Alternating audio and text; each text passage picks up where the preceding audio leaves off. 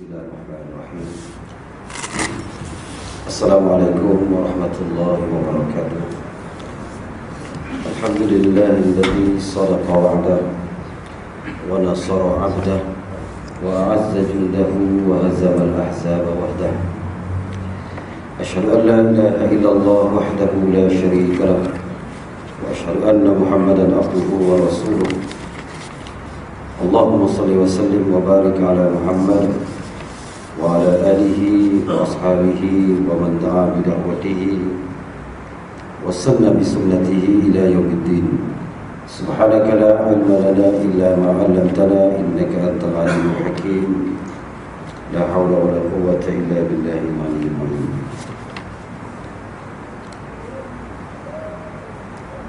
Tuan Pengurusi Surau, Tuan Imam dan ahli jawatan kuasa surau, muslimin muslimat yang dirahmati Allah Subhanahu wa taala.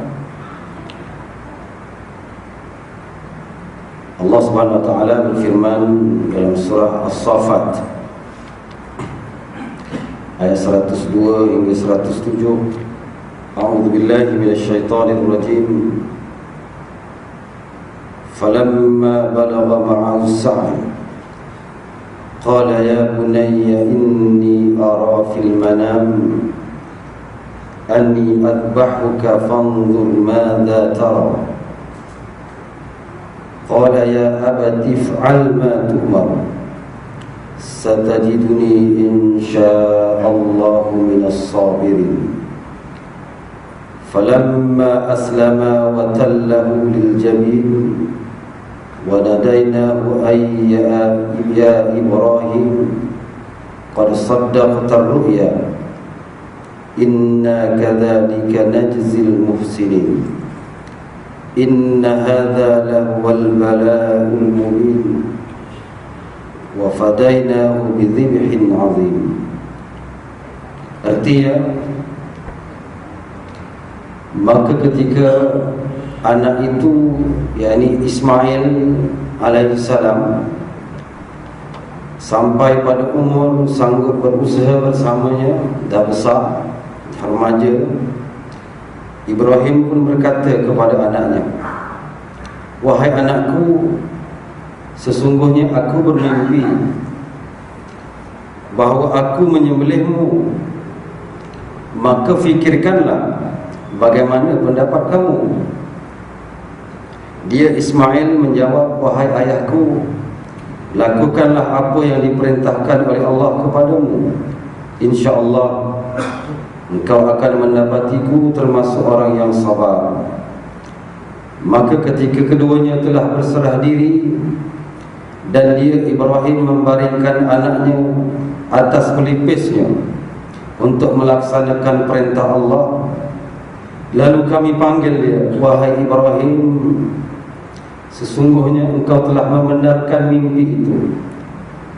Sungguh demikianlah kami memberi balasan kepada orang-orang yang berbuat baik.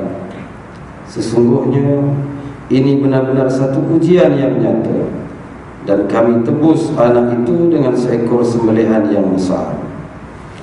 Muslimin muslimat yang dirahmati Allah, demikianlah hakikat pengorbanan ataupun pengorbanan yang begitu besar daripada seorang hamba Allah.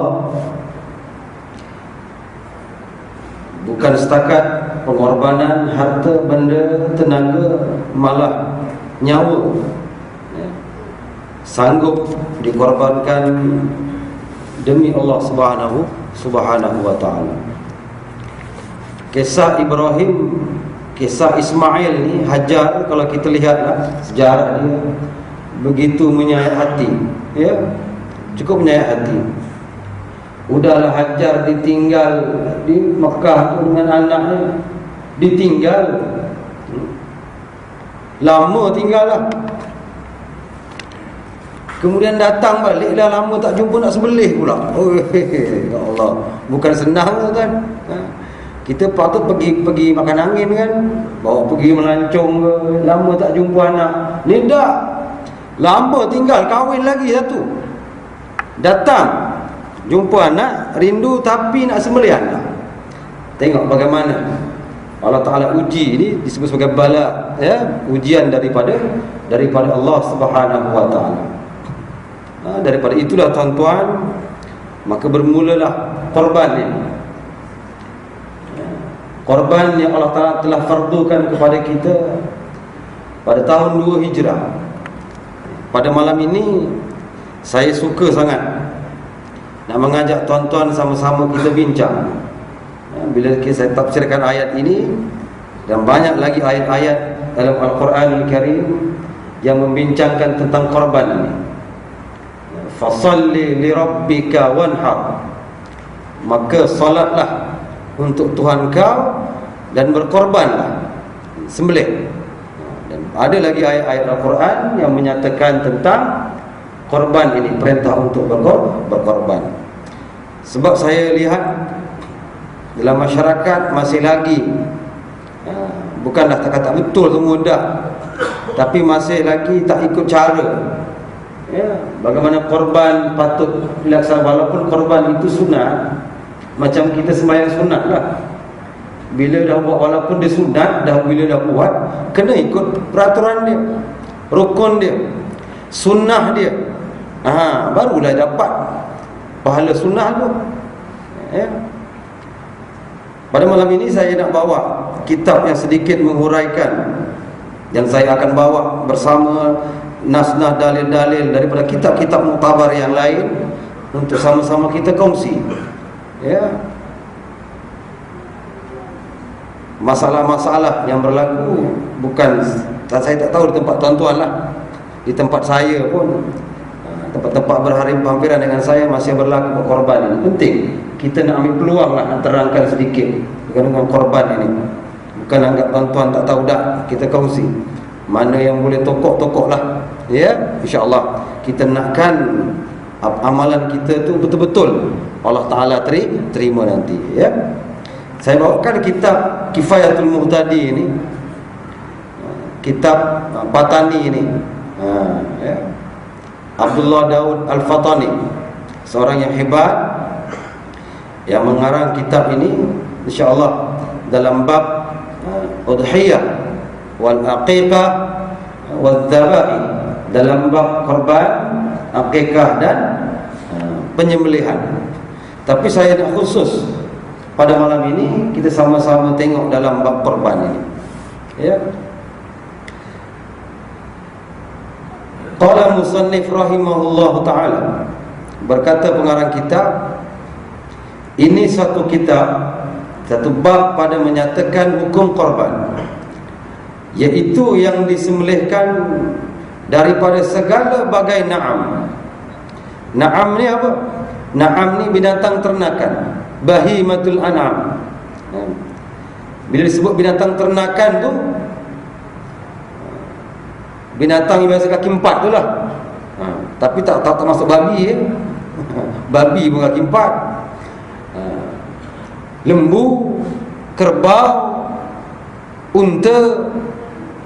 Dan yang terbaru ini menjadi sedikit perbincangan di kalangan ulama berkenaan dengan rusa, kan? Sebab rusa ni sekarang dah diternak, dia dah tak hidup liar. Yang liar pun ada lah, tetapi sekarang dah ada dah.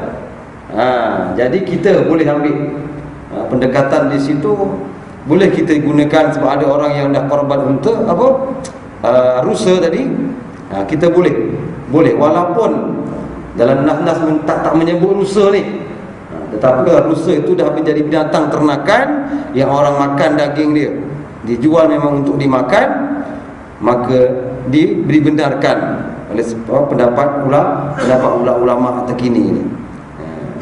Cuma rusa ni daging dia apa? Mahal, betul tak? Sekilo berapa ji?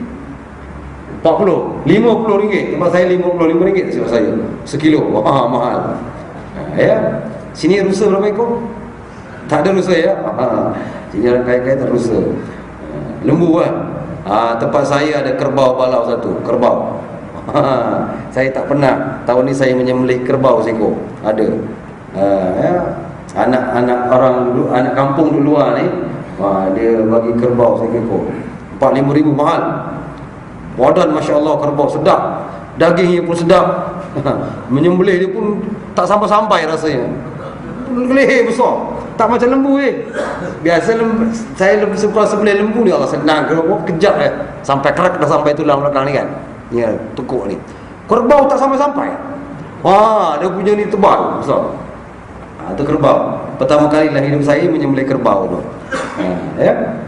Jadi disebut sini na'am.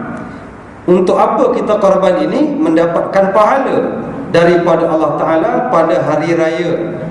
Hari nahar itu pada hari-hari tasyrik. Bermula daripada 10 Zulhijjah, 11, 12 dan 13. Artinya 4 hari. Hari-hari kita boleh berkorban.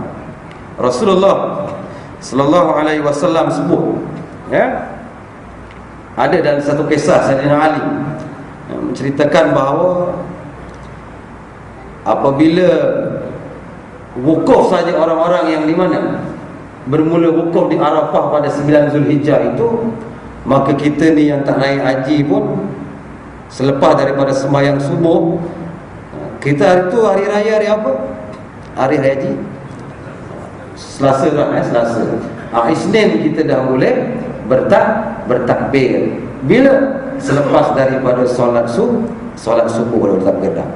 Lepas zuhur takbir, lepas asar takbir, dan memanglah kebiasaannya malam raya tu kita dah mula takbir. Berbeza dengan sembahyang ataupun takbir Syawal, betul? Syawal maghrib tu, betul? Ini untuk hari raya Idul Adha. Tapi kebanyakan tempat tak buat. Ini Imam Syafi'i punya. Jelas sebut bahawa disunatkan untuk kita untuk takbir pada hari Isnin pagi tu. Sini buat dah. Tak buat lagi ya? Malam raya je lah kan. Isnin tu tak buat lah. Ada di daerah sini ada buat. Ada yang telefon saya. Saya jenderam sana. Jenderam buat telefon, ustaz macam mana ni? Ada orang yang lari, ada orang yang pop sana. Pak Imam takbir. Lepas subuh hari Senin dia takbir. Jadi itulah saya kata tak dijelaskan benda-benda macam ini. Sayang rugi. Padahal kita dapat pahala ganjaran tu. Kita nak kelebihan-kelebihan daripada 1 sampai 10 Zulhijjah tu, ya Allah, dengan puasanya dan bagai-bagai amalan, dengan takbirnya, itu kita kena buat. Jadi kita boleh mulakan. Jadi porak-poranda surau masjid. Ini bila raya lah katanya. Macam-macam je. Macam-macam jadi. Sebab kita disuruh ngaji tak mau ngaji. Dia belajar tak mau, bila orang buat, kelepakan. Tak sedar hati. Betul ke ni? Tak. Jadi kita sah bahawa kita memang dalam mazhab Syafi'i memang disunatkan untuk kita apa? Bertakbir pada 9 Zulhijjah pagi selepas daripada solat fardu subuh. Baik. Dan memang dituntut ini. Hukumnya adalah sunat apa? Sunat muakkad. Berkorban ini sunat yang dituntut. Bagi Nabi Rasulullah dia wajib. Sebagaimana banyak hadis sebut, hadis sahih sebut, umirtu bin nahri, aku ni diperintahkan untuk menyembelih korban, wa huwa sunnatul lakum, tetapi bagi kamu ia satu perkara yang sunat. Tetapi dalam mazhab Hanafi ia wajib. 3 mazhab kata sunat. Imam Hanafi wajib. Kutiba alayya an-nahru wa laysa biwajibin alaikum. Telah difardukan kepada aku ni, Rasulullah kata, berkorban, tetapi tidak diwajibkan kepada kamu. Artinya kita ni hanya sunat. Tetapi walaupun dia namanya sunat, tuan-tuan, dia amatlah dituntut. Siapa yang ada duit tu janganlah jadi haji bakhil. Kalau tak boleh seekor lembu, kita boleh kongsi. Walaupun asal kongsi itu pun asalnya tidak digalakkan untuk orang lain. Kalau nak kongsi satu keluarga boleh, anak beranak, bapa ataupun suami, isteri, betul, anak-anak dia, orang yang di bawah tanggungan dia boleh kongsi. Asal begitu. Tapi kita bolehlah, tak apa, ada diharuskan kita boleh berkongsi walaupun lain-lain orang. Ini Mamat ni keluarga lain, masuk dua nama, betul. Sini satu nama campur-campur, tak apa. Yang penting kita nak korban itu. Dan korban itu jangan semua dihantar ke luar negara, sehingga di tempat kita tak hidup sunnah itu. Tak boleh, tak boleh. Sampai kosong. Kota warisan tak ada korban, apa pasal? Semua hantar Palestin. Mana di sini tak tegak, tak boleh. Kena ingat. Buat juga 10 ekor, 20 ekor, sini buat, sana buat, sini buat. Sana nak hantar, okey hantarlah 2-3 ekor. Sekarang ni ada nama Easy Korban. Tak apa.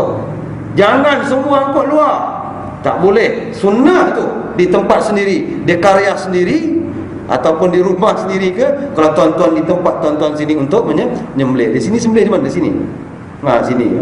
Kita kena hidupkan benda tu. Sekarang kadang-kadang saya tengah tempat tu, saya tengok dia sibuk hantar luar negara, sampai ke tempat sendiri tak ada je. Tak boleh begitu. Kita nak kena hidupkan sunnah. Perayaan sama bergotong royong lagi bagus kalau buat berhari raya, nama je Eid. Eid ni apa? Eid ni maknanya ramai. Kalau tak ada orang sembelih, lengang aja, tak macam raya. Betul? Balik habis dah, tak ada. Jadi dengan cara kita ni boleh bagus bila kita bersama-sama bergotong royong. Jangan gaduh dah rebut daging. Aku nak yang rusa, kata dia. Nabi amat tak suka kalau orang yang kaya ni ada duit tapi tak nak bagi, tak nak berkorban. Walaupun satu bahagian. Rasulullah SAW sebut daripada Abu Hurairah radhiyallahu anhu, anna Rasulullah sallallahu alaihi wasallam qala, man kana lahu sa'atun, siapa yang ada kelapangan, duit ada, fi sarra, ni dulu kita bincang, dalam keadaan baru gaji dah dapat kan sebelum hari raya haji, sekarang dah habis dah ni. Dah. Fi sarra, nampak berkelapangan, ada duit. Walam yudahi fala yaqrabanna musallana, Nabi kata. Orang ada duit, ada lapang, duit ada, tapi dia tak nak korban, jangan datang masjid kami ni. Nabi kata gitu. Dibagi taukid lagi. Kalau bahasa Arab tu nun sabdu, wala yaqrabanna, maksud jangan. Pergi. Nabi tak suka-suka, tak betul. Dengan orang-orang yang tak mau berkorban. Walaupun dia kata sunat muakkad, memang dituntut. Macam orang sembahyang tak baca tayat awal, betul? Padahal bukan nak kerja apa pun, tak ada apa, lapang, betul? Tak ada kuliah pun, tak ada kenduri apa, tapi sembahyang saja, tak nak buat tayat awal. Sedangkan sudah muakkad. Lama ke sekejap tu? Sekejap aja. Sampai Allahumma salli ala Muhammad. Jadi perkara itu jangan dibuat, rugi kita. Begitu juga dengan berkorban ini. Ada kelapangan, tak mampu nak adakan 2-3 ribu, masuklah 400 450. Berapa kongsi sini? 500. Sini saya tempat saya 400, tapi keding lah kot. Yang 500 tu ada yang 550. Sudah pada saya pergi ada sampai 500 lebih. Bogok-bogok tu memang seronok tengok, tuan-tuan. Tu standard sekarang begitu, 500, 550. Jadi Nabi kata jangan dekat masjid aku. Maknanya apa? Maknanya Nabi tak suka dengan orang macam ini. Haji bakhil, hajjah bakhilah. Tak nak begitu. Baik, seterusnya bermula, saya dah terang, tak apa, saya baca dia, ambil barakah dari kitab ni. Bermula menyembelihkan korban itu sunat muakkad orang yang kuasa, lagi bukannya hamba. Okey, ia korban bagi dirinya dan anaknya yang kecil, dan bagi tiap-tiap orang yang ia jadi wali baginya. Siapa yang tuan-tuan jaga, ataupun atuk, bapak tak ada lah, dia dah wali kan, atuk boleh korban untuk cucu yang dia jaga tu. Apatah lagi bapak, memanglah untuk anak-anak. Siapa saja yang di bawah tanggungan tuan-tuan boleh. Bukan semestinya anak yang di bawah jagaan, anak angkat pun, betul, anak angkat di bawah tanggungan kita boleh daripada kecil. Ya, kita juga boleh korban, masuk nama untuk dia. Baik. Pada hari Id raya atau hari tasyrik, sekurang-kurang yang memadai pada korban itu seekor kambing yang sudah berumur 2 tahun. Kalau kambing mesti 2 tahun. Masuk kepada yang ketiganya 2 tahun lebih, bagi betul-betul kira dah sesuai, cukup lah umur tu, umur yang daging tu dah betul-betul kekar, elok, dah sedap dah. Atau dia kata seekor kibas. Kibas ni apa? Kibas biri lah, biri besar. Nabi dalam hadis sahih Bukhari Muslim, Nabi ni dia apa? Sembelih 2 kibas biasanya. 2 kibas yang macam mana? Amlahaini. Amlahaini maknanya apa? Kalau nak cari kibas ataupun lembu ke apa, warna yang cantik. Amlahaini banyak putih, seronoklah, bersih orang tengok. Walaupun ada tumpuk-tumpuk tapi bersih tu nampak. Tu amlahaini. Aqranaini, apa dia? Yang ada tanduk. Kena cari yang tanduk. Yang dogol tak mau. Maknanya tanduk tu yang apa? Yang hebat lah, yang dah ada betul-betul apa? Matang. Tu Nabi biasa buat begitu. Kemudian zahabahuma, Nabi sembelih keduanya sendiri. Sunat orang yang berkorban ini dia sendiri sembelih ikut cara Nabi. Kalau tak mampu gigil-gigil lah, bagilah orang lain. Nanti tak potong-potong pula. Mati kena ikat je lembu. Jadi kalau tak mampu ataupun tak berani, bagi orang rumah. Orang perempuan boleh sembelih orang perempuan. Hukum boleh sembelih, tak salah, tak apa. Orang rumah, isteri pegang tanduk pejam-pejam, takut, bagi orang rumah. Anak boleh, anak mumayyiz pun boleh sembelih, tak ada masalah. Nabi zabahahuma, Nabi sembelih keduanya.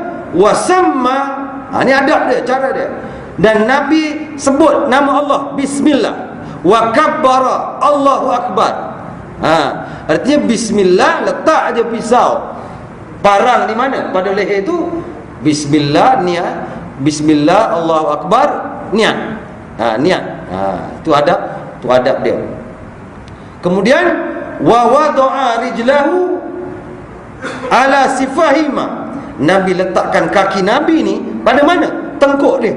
Pijaklah sikit kan, bagi supaya dia tak meronta-ronta. Kalau kita sekarang ni ramai-ramai kan, dah senang.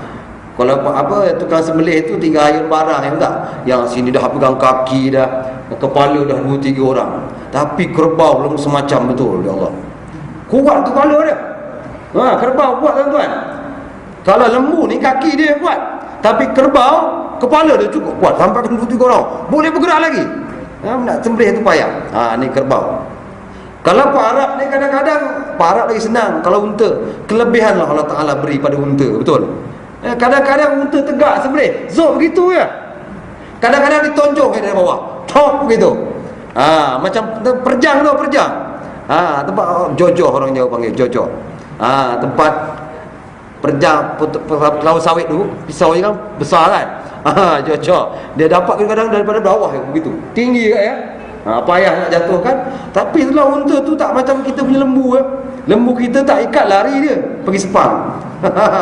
Daripada mana kota warisan, tak mati-mati, boleh lari kalau lembu dia. Tapi unta Allah Ta'ala kurniakan begitu hebat satu binatang sejak daripada zaman dahulu, zaman Nabi-Nabi ni. Tu boleh relax kadang-kadang pegang kaki satu dah cukup, dia tak meronta-ronta. Itu kelebihan Allah Ta'ala beri pada unta ni. Jadi caranya macam itu ya, adab dia. Niatnya bila kita letakkan parang tadi pada leher, ini korbanku lillahi ta'ala, dalam hati. Kalau wakil, ini korban si fulan, ataupun korban orang itu pun cukup. Wakil ni dia tak kisah. Janji dia niat masa menyerahkan kepada orang tukang sembelih itu. Baik, kita sambung dulu terus. Dan aulanya, lebih baik daripada kambing apa dia? Seekor lembu atau kerbau yang berumur 2 tahun masuk kepada yang ketiganya. Lembu dan kerbau sama macam kambing, umurnya 2 tahun lebih. Dan yang afdal, lebih baik daripada kambing kerbau tadi, iaitu seekor unta yang berumur 5 tahun. Kalau unta mesti berumur 5 tahun. Lebih masuk yang ke-6. Tapi unta ni cukup mahal, betul tak? Kalau kita dulu pernah kemari kan, sekarang sampai dekat berapa? 8,000, 10,000 pun ada unta ni. Sebab tu dia dagingnya banyak. Dan disyaratkan pada segala na'am yang dijadikan korban itu tiada padanya aib. Aib ni apa? Kekurangan. Benda yang orang nampak tak elok, berkurap. Orang tengok menjijik, berlumur-lumuran, najis dan sebagainya, tak mahu begitu. Yang mengurangkan suatu daripadanya, maka tiada memadai yang terjadi ia tiada bertelinga. Telinga hilang. Orang ambil plastik. Misalkan orang ambil plastik, kuat kan telinga tu. Buat plastik right. Tapi yang dah mati lah, jangan kau ambil yang hidup tu. Potong sebelah. Buat plastik. Tempat saya orang buat plastik, monyet banyak. Ada plastik. Singa tak ada. Walaupun badan gagah, lembu cantik, montel, besar, gemuk, tapi telinga sebelah tak ada, jangan buat, tak boleh. Dilarang. Kemudian apa lagi? Yang terpotong telinganya jika sedikit sekalipun, sikit je dia ambil, dia potong 3 segi dekat telinga lembu tu, buat tampal dekat lutut seluar jin dia. Style kulit kan, original tak? Tu pun tak boleh, walaupun sedikit kopak pun tak boleh. Dan yang terpotong ekornya, ekor potong, orang Siam tu ambil buat apa? Seekor. Dia potong apa? Buntut dia dipotong. Pun tak boleh, hidup lagi kan? Dan yang berkudis badannya walau sedikit sekalipun, tak boleh. Kita nampak tengok. Bila kita nak buat korban ni, sepatutnya kita nak beli ni, kita kena tengok, cek dulu kaki, daripada kaki, kepala, buntut, semua cek. Kalau ada kurap mana kaki, walaupun setumpuk, tak mau. Dah ada sikit aib dari situ. Orang akan pandang, berkurap dah, orang rasa geli. Nanti biasa orang ambil kaki, dah tak nak ambil kaki, kakinya berkurap. Tak memadai begitu. Mesti montel cantik-cantik, betul. Dan dia kata yang baru beranak, lepas beranak, lembu pun dia ada pantang dia, betul tak? Kalau orang perempuan pantang 3 bulan, 2 bulan.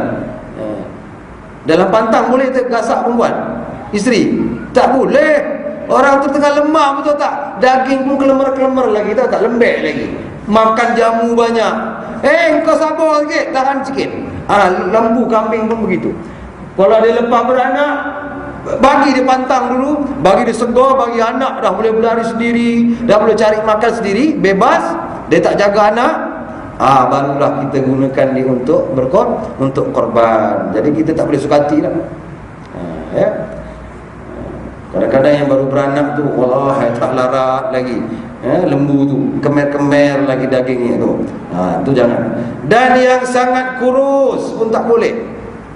Tempat saya dulu dapat satu lembu daripada kerajaan, perangka. Tapi free kan, kita bantai je lah. Tak apa-apa, tak ada kan nak pulang balik dah, free. Kurus, udahlah, kecil je, kurus. Makan sup tulang je lah. Sup apa? Sup apa, tulang rusuk. Memang sungguh. Kalau macam mana ada orang ni, tak tahulah. Bagi saya lah, bagi kita, takkanlah orang tu nak bagi, dia suruh bagi yang kecil kan. Ni kadang-kadang orang toke-toke ni nak untung lebih kot, ambil lah yang ini. Yang gemuk untuk lain pula, dia jual masa lain. Tak boleh lah begitu.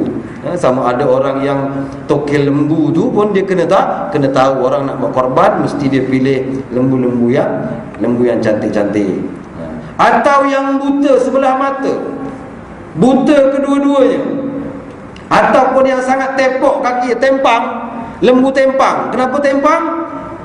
Dibaling orang ke barang sebab makan pucuk ubi orang. Lepas tu kita jual pula, buat korban, ataupun kita buat korban, tak boleh. Saya ada seorang kawan saya ganas sikit, seekor lembu jiran tu makan pokok pisang baru tanam je. Siapa tak angin kan? Bukan sikit, ekar-ekar, baru tumbuh lah dah ni pokok pisang, dibedal oleh lembu. Di kawan saya ni memang jenis orang kan, diperjangnya, perjang lembu tu buntutnya, terkopak, masya-Allah. Tu kata, kau janganlah lembu-lembu tak tahu kau perjang lah orangnya, kata. Lembunya kau buat lari sebelih habis tu sebab marah. Waktu member lembu ni buat kekah pula. Oh, seronok ya. Dah tempang dah apa, kena bantai dah orang. Ni kena hati-hati. Ya.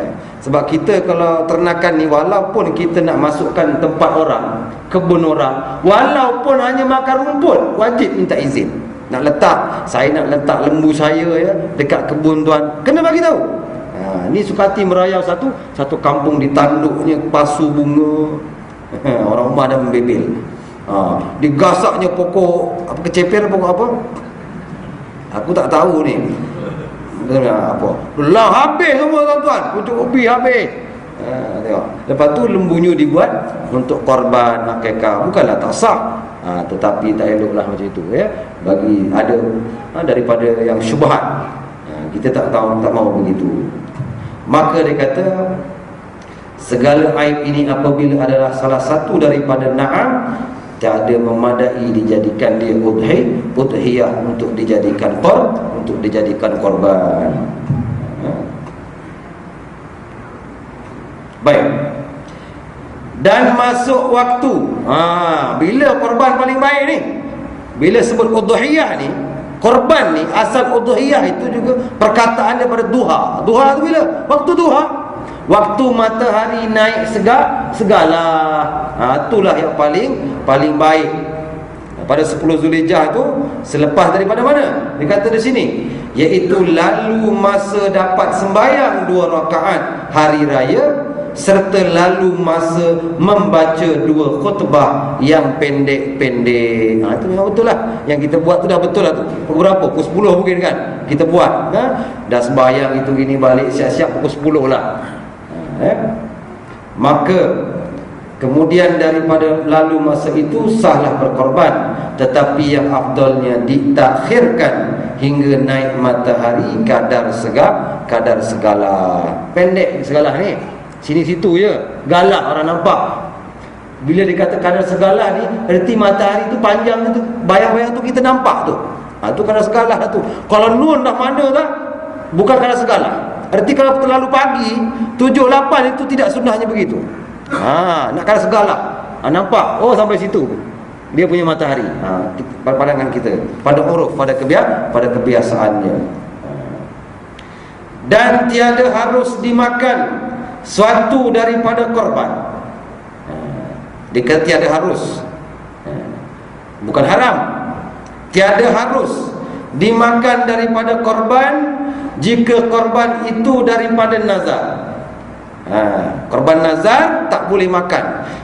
Pendapat Imam Syafi'i ada 3. Imam Nawawi sebut. Ada kata nazar ini haram makan, makruh makan, harus boleh makan. Mazhab Hanafi ada 3 pendapat. Kalau dalam bukan mazhab Hanafi, Imam Syafi'i ada 3. Kalau mazhab-mazhab yang lain, Imam Malik kata korban nazar boleh makan. Imam Ahmad bin Hanbal ataupun Hanbali, korban nazar boleh makan tuan punya, tak jadi salah. Macam kita lah, dia kata macam mana logik tak boleh makan ni? Sebab kita tahu setengah kata haram kan. Betul. Asal Imam itu Syafi'i saja pendapat. Tapi bila kita lihat semua tuan-tuan daripada 4 mazhab ini, jumhurnya, yang lebihnya, yang paling molek kita nak buat keputusan adalah apa? Tarjihkan adalah diharuskan, dibolehkan makan. Kerana 2 mazhab ni, Ahmad bin Hanbal dengan Imam Malik, mengatakan boleh makan. Ditambah lagi dengan apa? Ada di kalangan ulama Syafi'i yang mengatakan boleh makan sebab bagi bertiga tu kan. Jadi kita rangkumkan, maka nazar saya lebih suka kepada pendapat ni mengatakan boleh makan. Sebab kita, aku ni tahun ni teringin makan daging lah. Nampak? Aku nak sembelih korban. Nazar tu. Betul? Nazar. Aku nak sembelih apa? Nak sembelih korban. Anak aku lepas daripada PMR ni, aku nazar aku nak korban, teringin makan daging. Nampak? Orang sembelih memang nak makan kan? Jadi ulama bincang, macam mana tak boleh makan pula? Kita sembelih kan? Walaupun kita nak bagi orang, kata. Itu hujah-hujah ulama-ulama yang mengatakan boleh, dan saya setuju. Walaupun dalam kitab ini disebut tiada harus. Nampak? Bahasa molek disebut. Dia tak ada kata apa tu apa. Haram makan. Kerana apa? Dia tahu. Musannif pengarang kitab ni dia tahu. Ada pendapat-pendapat lain yang mengatakan boleh. Jadi selama ni kita berpendapat apa? Kita akan mengatakan apa? Hukum nazar ni, korban nazar haram. Jadi sebenarnya yang diukurnya boleh, insya-Allah. Jangan takut. Kita punya hujah. Kita tuan-tuan boleh lihat kitab Al-Bayan karangan Syekh Ramli. Syekh Ramli ni siapa? Tok guru, orang rujukan pada Imam Nawawi rahimahullah taala. Hebat ni, bukan calah-calah orang. Dalam kitab Al-Bayan kata boleh, tak ada masalah. Sebab itulah dengan hujah-hujah yang diberikan tadi, dengan pendapat-pendapat daripada mazhab. Baik. Kalau pendapat Syafi'i saja, demikian lagi segala orang yang wajib atas nafkahnya, bahkan wajib ia sedekahkan, lagi mentah dengan sekaliannya. Nampak tuan-tuan? Bab bagi ni dia baru sebut wajib. Dia kata-kata harus, betul? Artinya apa? Wajib. Tidak ada pertelingkahan ulama. Ittifaq ulama sepakat korban wajib bagi dengan mentah. Nampak? Dia berguna bahasa bahkan wajib ia sedekahkan, lagi mentah dengan sekaliannya, hingga kulitnya dan tanduknya. Nampak? Itu yang nazar lah. Tapi wajib tadi mentah. Ingat tu, korban kita kena bagi mentah. Tapi kita ni suka melawan. Orang suruh bagi mentah, kita bagi masak. Orang suruh masak, kita bagi mentah. Memang gelodok betul. Ada je dia nak buat surat selera sendiri. Suka hati sendiri tu perangai. Dia kena ubah lah.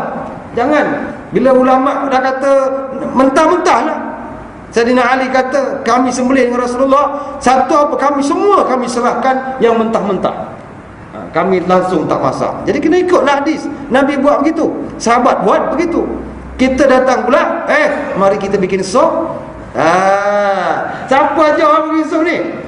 Berseronok-seronok. Tak. Jangan pandai-pandai. Baik. Dan harus lagi sunat dimakan daripada korban yang sunat. Nampak? Yang korban yang sunat di mana? Yang ini, korban Aidil Adha ni lah. Korban sunat harus dimakan. Boleh makan, bukan sekadar harus, lagi sunat.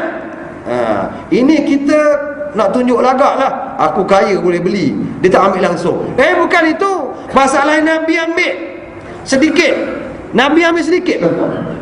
Barang untuk sekali makan apa? Dia dan keluarga dia, isteri dia. Kalau kita ni ambil sekali makan berapa? Sekali makan 1 kilo. Naik darah tinggi kau. Yang main dekut-dekut sangat. Sunnahnya yang paling utama, ni cara yang pertama. Cara sunnah yang pertama adalah kita bagi semua. Kalau kita sembelih sendiri, kita bagi semua, ambil sedikit. Barang kita nak makan tengah hari ni, nak buat sup ke nak goreng, ambil sedikit. Yang lain kita sedekahkan kepada siapa? Dia kata kepada fakir miskin. Itulah yang paling baik sekali. Ya. Saya ulang balik, harus lagi sunat dimakan daripada korban yang sunat, dan wajib disedekahkan daging yang mentah. Nampak? Ada orang kita orang sini buat daging yang dapat sup bagi orang. Ada buat bagi. Tak boleh. Wajib disedekahkan. Dengar. Ulama ni bila benda yang ittifaq ni, sepakat ulama tidak khilaf, dia akan sebut wajib, tuan-tuan. Kalau yang ada khilaf dia akan sebut harus, betul? Pandai kalau tak dia. Bagus dia, ulama-ulama hebat dia. Wajib disedekahkan daging yang mentah kadar namanya sedekah, yakni jika sedikit sekalipun, seumpama apa? Setengah kati lebih kurang. Itu yang diambil, lebih kurang setengah kati, setengah kilo, 1 kilo. Ya. Tetapi lagi dia kata apa? Sunat ia makan daripada hatinya. Tukang korban, kalau mazhab Syafi'i tuan-tuan, orang yang bukan tukang, orang yang korban ni dia sunat ambil hati. Hati aja. Jangan kau ambil babat, paru. Jangan, itu bagi orang lain. Babat apa? Perut lembu. Perut lembu. Itu bahasa dia ada bahasa sendiri kan, babat. Kalau bahasa Melayu ni perut dah ada, lembu, perut lembu. Tak ada bahasa sendiri. Dia ada babat. Brutu. Brutu. Bontot ayam. Sedap tu. Dia sate, dicocok tu RM3.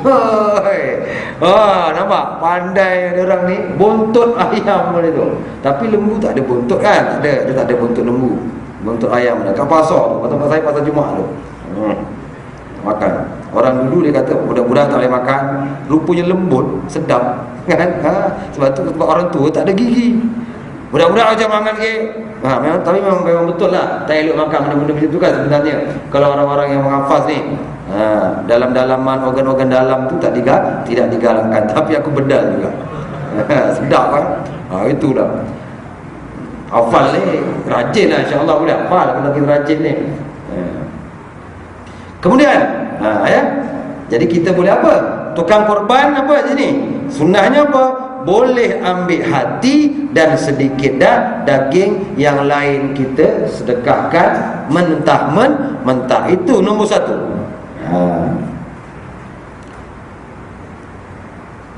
Jika tiada diperbuat seperti yang tersebut itu, kalau tak nak buat begitu, maka hendaklah ia makan sesulus. Sesulus ni 1/3. Ni barulah datang yang nombor 2. Bagi-bagi 3 tu, itu yang nombor 2. Selepas yang tadi tu, kita bagi 3, 1/3 kita makan. Artinya orang korban tu boleh ambil. 1/3 ni banyak lah. Banyak. Kalau lembu tu dagingnya 150 kilo, 50 kilo kita boleh ambil. Banyak kan? 50 kilo nak minta darah apa? Peti air pun tak cukup. Jual lah. Ya tak? Jual. Boleh bagi orang kafir. Boleh bagi orang kafir tak korban? Daging korban pun khilaf ulama. Jumhur ulama mengatakan haram. Jumhur. Tapi masih ada lagi kata ulama boleh. Kafir zimmi boleh bagi. Tapi kalau saya lah duduk kawasan yang ada terselit 1-2 orang kafir, bagi saya. Masih lagi ulama ada yang mengatakan boleh, harus. Kerana apa? Nak tunjuk kita ni bukan kedekut orang Islam. Kalau lah memang Melayu, 100% Melayu, nak bagikan kafir sana Sepang, tak payah. Tak boleh. Jangan, kena bagi yang sini. Boleh. Walaupun dia kata kafir zimmi, tak kisahlah. Kalau bagi kita Islam ni nak kena tunjukkan, orang nak bagi free. Dia terlopong anak dia, gigit jari. Kan? Orang India tengok makan daging sedapnya lah, anak dia tak dapat. Sampai hati ke? Tuan-tuan, dia kena pendekatan ni. Kita kena tahu macam mana nak kita aplikasikan dalam keadaan yang tertentu sekarang ini. Jadi bukan terus kata haram nak boleh dah. Tengok keadaan dia bagaimana. Dan 1/3 dihadiahkan kepada orang bukan fakir atau miskin. Nampak? Dia kata apa? Hadiah. Hadiah ni maknanya memang bukan hak orang tu. Hadiah, pemberian hadiah. Pada siapa? Orang kaya, orang sederhana, siapa-siapa yang bukan fakir miskin. Itu hadiah nama dia. Kerana sepatutnya apa? 1/3 lagi dikata apa? Disedekahkan. Nampak? Pada fakir miskin. Baru musannif pengarang kitab sebut sedekah. Sebab tu tuan-tuan baca tahlil, tuan-tuan nak hadiah ke nak sedekah pada Nabi? Fatihah tu. Agak-agak lah Pak Imam. Pak Imam tak ada. Bukan Pak Imam, siapa-siapa betul kan? Ila hadratin Nabiil Mustafa, dia baca kepada hadrat Nabi. Tuan-tuan niat pada Nabi tu, Fatihah tu, nak sedekah ke niat hadiah pada Nabi? Hadiah, tak boleh sedekah. Nabi tak terliur dengan Fatihah barang lah. Nabi baca lagi baik. Nabi confirm masuk syurga, betul? Nak sedekah apa kan Nabi? Hadiah. Sebab tu Nabi terima hadiah, betul? Orang bagi hadiah, Nabi. Tapi kalau sedekah, Nabi tolak. Nabi, keluarga Nabi, kami dilarang untuk menerima sedekah. Tapi hadiah orang bagi. Terutama Nabi ni paling suka kalau orang hadiahkan dia minyak wangi, madu. Nabi paling suka. Nabi ambil. Walaupun orang kafir, orang Yahudi bagi minyak, Nabi ambil. Hadiah tak apa.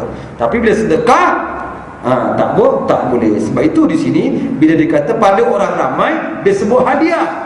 Artinya tuan-tuan tak dapat pun tak apa, jangan marah-marah. Hadiah aja. Yang sepatutnya sebenarnya kepada apa? Yang 1/3 tadi kepada apa? Fuqara dan masakin disebut sebagai sedekah. Kita nak jelas ni tuan-tuan. Jangan kita merapu bagi sukati je. Miskin dan masikin. Ataupun sama pula dengan orang-orang kaya. Tak kena. Katalah orang miskin ada 10 orang. Kata ya. Kalau 1/3 berapa? 50 untuk 10 orang. Ingat, 50 kilo untuk 10 orang. Dia dapat seorang berapa kilo? 5 kilo. Sedangkan yang lain, yang tak kaya, yang sederhana, lebih daripada apa? Orang beratus-ratus kan? Nasiblah kau dapat 1 kilo, 2 kilo. Ini dah. Yang miskin dia bagi sama dengan orang yang kaya. Tak kena. Tuan-tuan kena bagikan lembu tu, daging tu dah lapah 3 bahagian. Kalau ada timbang, sukatan yang lebih. Actual timbang sekarang wajib guna timbang. Kalau tak ada timbang, maka ulama kata guna sukatan yang apa? Yang sama. Kalau besen tu sama, besen yang sama. Ini enggak ini. Begitu cara dia. Itu kita kena betul kan? Nak dapat ni sunnah dia betul. Jangan kedebu je. Orang miskin anak 10 kau bagi 1 kilo, aduh ya, berebut. Agak-agak bakar belum masak dah habis dah, betul tak? Ini yang kaya kat rumah berlambak boleh beli, kau bagi sama kan tu. 2 orang pula tu. 1 kilo 2 orang, ini 1 kilo anak ramai miskin. Kan tak kena cara tu. Lepas tu kena 1/3, buatlah 1/3 betul-betul. Jangan suka hati lanyak tak boleh. Saya tak pindah sebab tempat saya begitu kadang-kadang buat. Kita ajak didik lah. Sebab dah apa? Kebiasaan. Sampaikan yang rewang tu tak bagi upah, muka sememeh semacam. Dulu ustaz semua dapat ni, macam mana ustaz tak dapat? Marah pula aku. Nampak? Tukang apa? Tukang lapah dulu, ya Allah, dapat upah, dibagi upah. Upah dengan daging korban ni haram hukum dia. Ittifaq ulama, haram. Tak ada selisih pendapat. Bagi mentang-mentang mana tukang sembelih, orang lain 1 kilo, dia 2 kilo. Ada yang buruk lagi, kepala dah hilang. Kat mana? Bangkol motor. Bangkol motor apa? Bangkol motor tukang sembelih. Mana kepala tak ada, kaki sebelah tak ada, mana? Tukang sembelih dah bawa. Siapa ajar gitu? Tak boleh. Tak boleh. Haram hukum dia. Kalau dia tukang sembelih, katalah tuan-tuan panggil saya. Katalah ni contoh, jauh kan? Dan saya ni orang bukan duduk sini, orang yang tak dapat sepatutnya dapat bahagian kan. Jadi caranya macam mana nak upah saya? Bagilah RM100 ke aku, selesai masalah. Itu dia. Upah dengan selain daripada daging adalah diharuskan. Bagi kayak plekat ke misalnya, bagi dia nasi goreng ke, tak apa. Bagi satu polistirennya ni apa, makanan tak apa. Asalkan jangan gunakan daging korban tadi, benda-benda korban, tulang. Sekarang ni sebut je tulang, betul tak? Tapi berlambak lagi tak dagingnya. Kenyang makan tulang. Jangan yang kata kalau lain tulang licin, betul. Licin dia tulang. Macam kayu tu. Itu betul dia. Tak apa. Kau bawa lah, tak ada orang nak makan tulang tu. Ini sekarang tulang rusuk berebut orang. Berharga tak? Ya, jangan, tak boleh.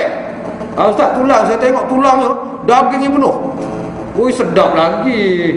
Sampai RM25 sekilo. Oh, ya Allah, mahal. Nampak? Tak, bukan makna tulang yang sebenarnya, tulang yang okey.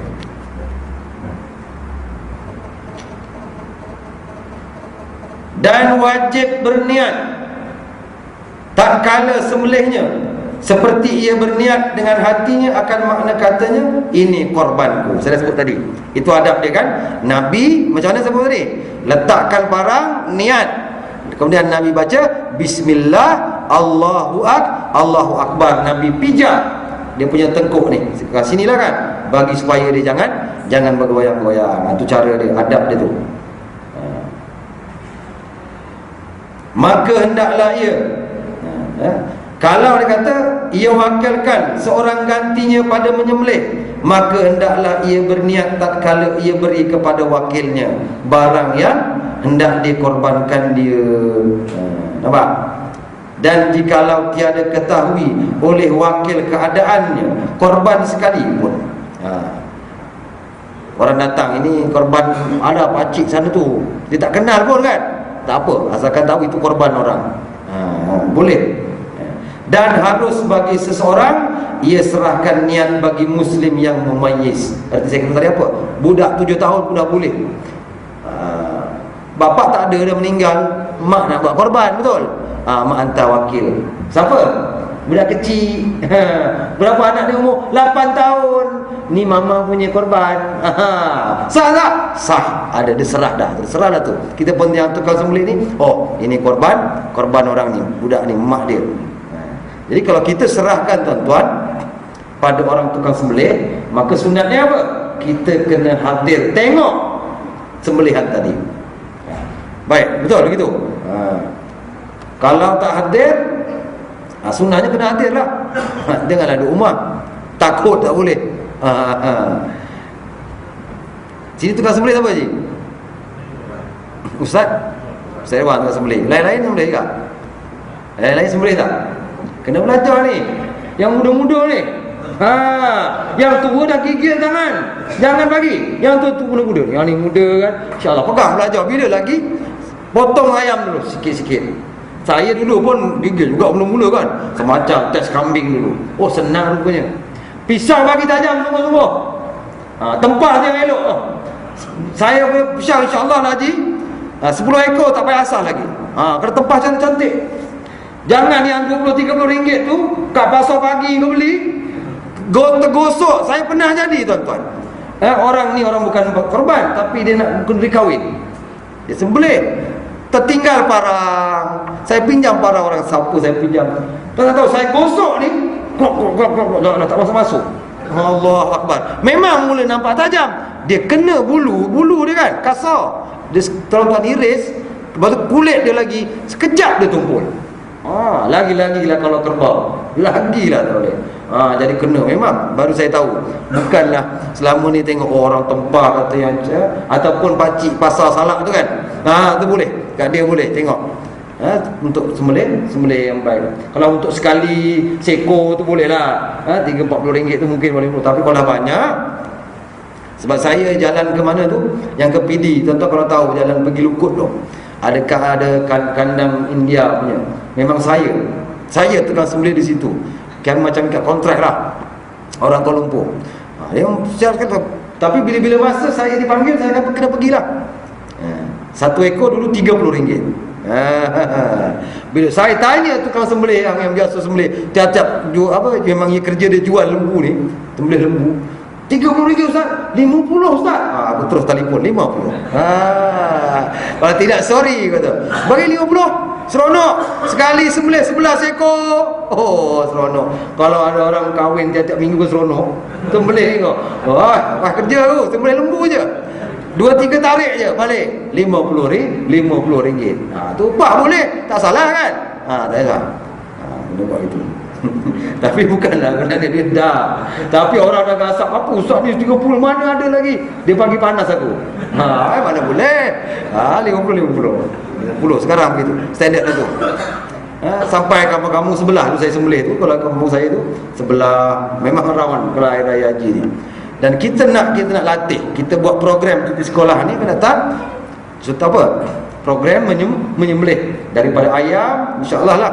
Kita akan buat dari kambing, betul-betul punya. Bukan tipu punya, tak tipu punya. Kita akan panggil. Dalam yang kami penting anak karya kami lah kan, yang kita nak latih ni. Kau seorang pusing, yang lain duk tengok aja. Tak jadilah. Belajar insya-Allah. Kalau dah biasa, dia dah tak jadi masalah. Menyembelih ni. Dan wajib disedekahkan mentahnya. Nampak? Ya, ingat ni. Jangan kita pandai-pandai kita bagi orang yang dah kita masak. Tak boleh. Wajib disedekahkan mentahnya.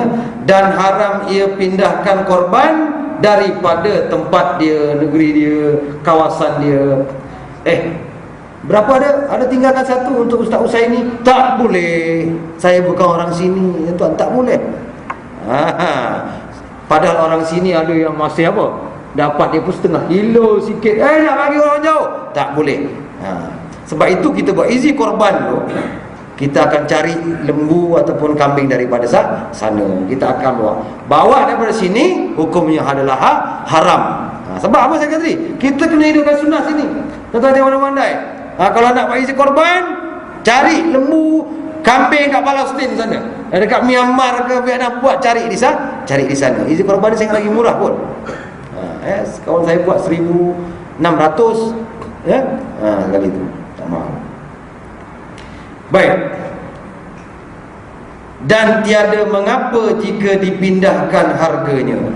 Jadi orang yang buat tu dia baca kitab lah, dia tahu harga duit kita kan, bawa ke sana, betul. Harga tak apa, tapi lembunya, dagingnya tidak boleh.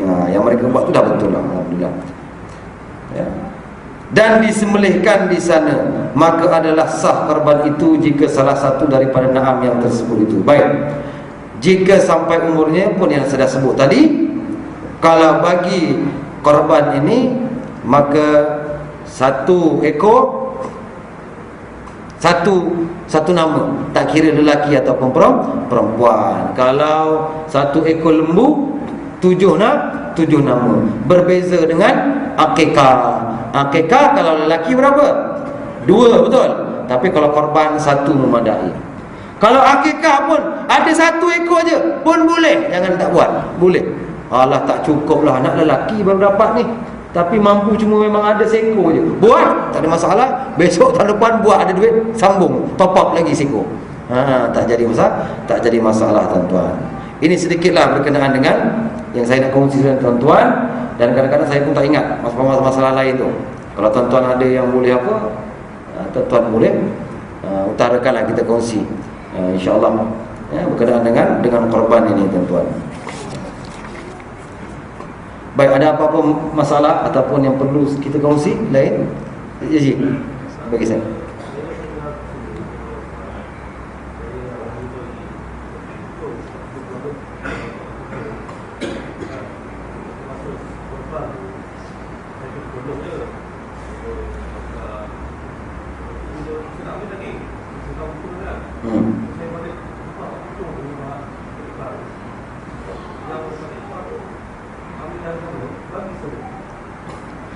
Dia dah bahagian dia lah.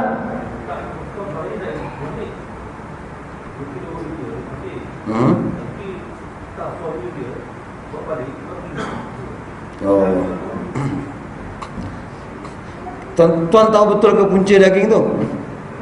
Maksudnya memang dikhaskan untuk tuan kan?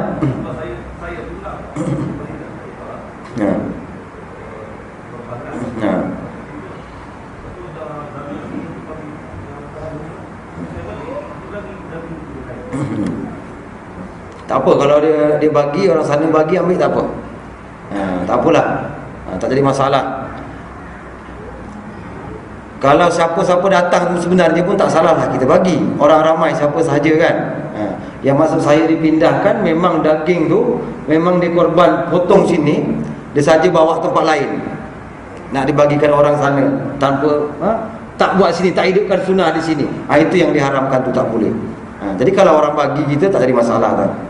Kalau kita datang, contohlah saya datang kemari kan, Tuan-tuan bagi saya, boleh, tak salah. Memberi saya di sini, tak pindahkan asal nak pindah bawa ke sana. Tak apa. Kena faham istilah dia tu. InsyaAllah boleh, tak ada masalah.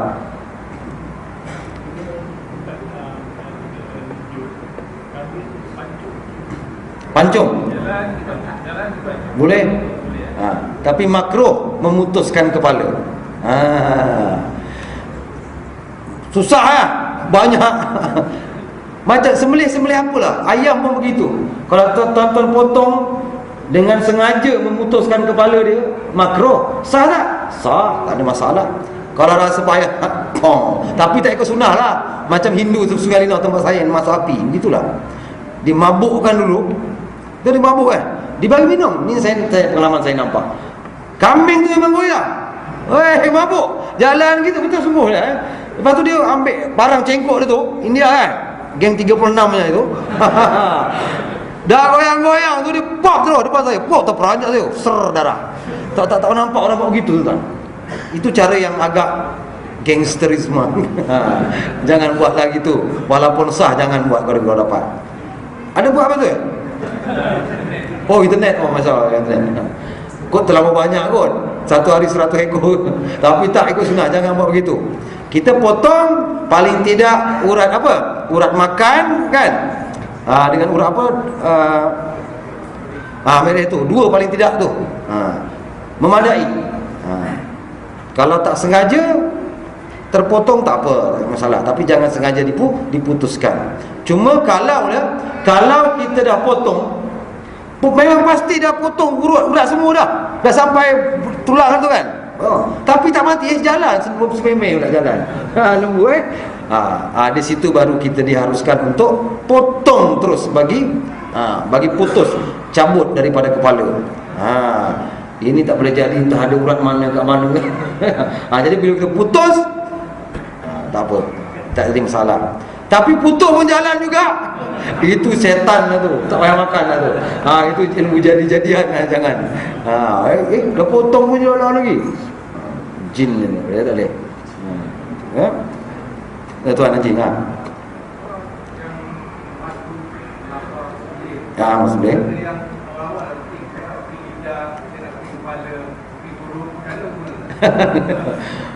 Dia tak boleh gitulah. Tak. Bukan sinilah. Dia, tak boleh. Tak boleh. Bagi dengan masuk upah je, tak boleh. Artinya dia buat tu dia nak ambil upah, betul? Upah aku. Sebab dia buat kerja kan. Upah lah tu. Walaupun dia tak kata upah, tapi aku kerja, aku boleh tolong, tak kena bagi ni. Upah lah tu namanya. Walaupun dia tak sebut upah. Jadi saya kata apa? Upah menggunakan tu tak boleh. Ya?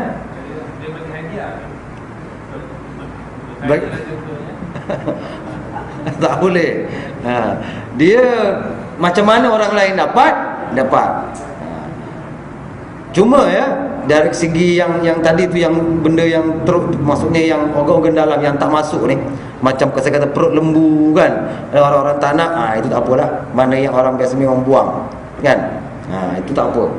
Macam tempat saya, siapa nak kulit, orang berebut kulit kerbau tu, sebab tak pernah jumpa kerbau kan. Ada kulit bagi. Mana yang tidak diagihkan boleh je. Kalau diambil, mana yang tidak diagihkan tak ada masalah. Tengok kebiasaan di situ. Kalau orang situ memang tak makan tu, dia perut lembu kan, tak nak. Tapi kalau semua rebus semua nak, dia dah tak boleh, dia dah lain dah. Macam saya kata tulang tadi, tulang rusuk pun namanya tulang, tapi penuh dengan daging, betul tak? Saja je masa dia melapar daging tu, dia tinggalkan banyak. Akal dia. Sebab apa nak bikin sup nanti? Gitu. Padahal tak boleh, tak nak gitu. Ya. InsyaAllah. Tak ada lagi ya? Okey. Kalau tak ada, ya je. Kali pertama saya dengar tentang takbir hari raya pada 9 Zulhijjah. Ya. Bila masalahnya kita tak faham. Okey. Kalau kita tak faham, nanti orang buat timbul fitnah. Betul ya. Jadi saya kali pertama saya dengar lah. Ya. Itu mazhab apa tak? Ada mazhab Syafi'i. Ada Syafi'i. Syafi'i punya. Syafi'i okey. Setakat ni kita tak pernah dengar. Ya, ada. Pada hari itu okey. kita akan berpuasa. Okey. Kita yang tak pergi. Tak naik haji, ya betul. Okey, jadi kita berpuasa kemudian kita takbir. Ya. Maksudnya boleh tadi dah boleh dah kan? Ya, boleh. Itu dia dulu fitnah kan tu lah. Kalau kita macam fitnah. Ya, betul. Jadi kalau saya buat, Ya. hari itu kita berpuasa, takbir lah. Disepak orang tu ya? Macam gila kan? Gila kan? Saya nak tanya je lah pandangan. Ya, betul. Jadi benda ni baru dengar. Kita pun tak mandi kan? Ya, betul. Jadi Ustaz cuba rahsia kan kalau boleh. Ya, yang itu yang mana-mana Syafi'i. Saya sebut tadi dalam Syekh Ramli, guru Imam Nawawi rahimahullah ta'ala. Kitab di Al-Bayan, kita harap lah. Kalau boleh baca kita harap, insyaAllah. Dan banyak juga dalam kitab Ahsanul, Masya Allah, kitab daripada Ketua Fatwa Universiti Azhar, Said Saqar, tahun 2004-2005 saya pun sebut juga. Bacalah dulu kan. Kalau saya pun tak berani cakap. Orang nak amal ni, mana mandai aku, Allah tanya. Dah, semua jangan takut, buat. Memang sunnahnya Syafi'i, Imam Syafi'i memang sebut ya, bahawa mazhab Syafi'i sebut memang disunatkan selepas daripada subuh. Untuk menerusi mazhab lain tu malam-malam lah, yang mazhab-mazhab lain tu saya sebutkan khusus pada Syafi'i. Jadi kita boleh buat lepas solat subuh. Biasanya orang memang nak pergi buka, betul? Bersiap, betul tak? Bila artinya orang pun dah mula apa? Dah mula puasa, betul? Di situ kita disunatkan untuk takbir. Lepas zuhur takbir, biasa terus berjalan takbir. Tapi kita ni takbir malu pula. Malu pula takbir. Main game sampai jalan tak apa. Tak. Sekarang tet. Kadang feda betul tu. Kat dalam bab tet main game. Sekarang banyak apa benda pet aku tak tahu tu. Macam-macam kan. Tengah kerja ada pet. Tak malu, seronok selamba. Tapi takbir malu. Masalah kita sebab tak dibiasakan, betul. Jadi saya kata di sini ada tempat yang buat ni. Dalam daerah Sepang ni ada yang buat. Saya tahu sebab dalam telefon saya sendiri. Okey, tak ada masalah ya.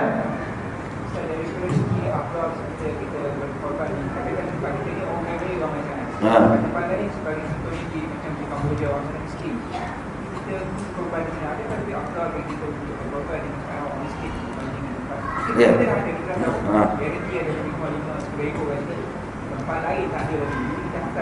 Boleh, itu bagus. Artinya jangan semua saya kata tadi, jangan sampai tak dihidupkan sunnah dia, berkorban di sini. Katalah sini semua orang berada, cukup 10 membadai seorang 3-4 kilo. Lagi pula lembu sekarang orang pun dah tak berapa kan. Dengan hilang. Dah biasa dah. Korban tempat lain dah, tapi kena ada sini juga, itu je. Ya, cantik dah tu kita korban. Memang patut kita bagi orang yang di luar tu, mereka yang susah-susah. Cuma saya kata tadi, jangan sampai di sini tidak ada. Kita agaklah di sini tengok biasa 10 ekor Ustaz. Dah seorang 2-3 kilo banyak pun tak habis tu. Okey. Yang ada tu tuan buatlah tempat lain, taruh kampung aku ke. Kampung aku orang miskin ramai lagi, rosak. Bagi nanti boleh insya-Allah. Boleh uruskan. Tak ada ya? Okey, insya-Allah. Mudah-mudahan kita dapat jernihkan, kita dapat pencerahan lah, yes, daripada kitab yang kita baca ni dan hujah-hujah daripada ulama-ulama. Dan satu lagi, ya Rasulullah sallallahu alaihi wasallam sebut bagi orang yang berkorban juga menjadi, saya biasa ditanyalah, dan walaupun tuan-tuan tak tanya, aku buat tanyalah. Sebab permasalahan berlaku. Ya. Di antaranya yang bertanya, adakah apa hukumnya orang yang berkorban ini memotong kuku? Ya, memotong kuku ataupun rambut. Jadi memang ada hadis sahih. Hadis sahih riwayat Imam Muslim. Hadis Rasulullah SAW menyebutkan dalam hadis dia, mangkana, barang siapa yang menyembelih, idza ra'aitum hilal Dzulhijjah, Nabi kata, apabila kamu nampak bulan Dzulhijjah tu, berarti pada satu hari bulan start, wa arada ahadukum ayyudhhiya, dan kamu nak berkorban, ya, falyumsik an sya'rihi wa adfarihi, maka tahan, jangan potong rambut jangan potong kuku. Apa hukum mazhab Syafi'i? Makruh tahrim, dah dekat dengan haram kalau buat. Jangan buatlah. Arti kalau tuan-tuan nak berkorban pada raya tahun akan datang ni, pastikan ujung bulan Zulkaidah tu dah siap potong semua bulu satu badan. Potong. Jangan besok dah raya tak boleh. Start bila? Bukan pada hari raya je dah. Daripada 1 Zulhijjah dah tak boleh apa? Potong kuku, tak boleh potong rambut. Apa semua bulu pun tak boleh potong. Jadi potonglah sebelum 1 Zulhijjah. Ini hadis sahih daripada Imam Muslim, memang betul. Ini pun biasa orang tanya. Cuma orang sini tak tanya. Tempat lain dia tanya sebab dia dengar kata, ya memang artinya kuku siap-siap untuk 10 hari tu kan. Bagi bersih. Kalau korek boleh lah bagi bersih. Potong tak boleh. Haram, makruh yang dekat dengan haram lah. Ulama sebut dah bukan daripada hadis ni yang Rasulullah sebut. Okey. Jadi artinya termasuk apa bulu rambut pun jangan dipotong, misai apa, hati-hati. InsyaAllah. Setakat itu saya tuan-tuan ni tak ada apa lagi. InsyaAllah kita buatlah mana yang rasa ada kita rasa baik ataupun yang memang yang saya sebutkan ni ayat sunah-sunahnya kita buatlah. Lupakanlah sejarah-sejarah lama mengikut adat tu yang kadang-kadang tak mengikut cara sunnah dia tu. Kita tinggalkanlah. Kita nak dapatkan ibadat. Sebab korban ibadat bila buat ibadat ni buatlah betul-betul macam mana yang Nabi ajar. Jadi saya mohon ampun dan maaf kepada tuan-tuan kalau ada yang tak sependapat dengan tuan-tuan, kurang lagi terang, tuan-tuan boleh tanyalah kepada orang yang lebih alim, insya-Allah. Aku qouli hadza wa astaghfirullahal azim. Assalamualaikum.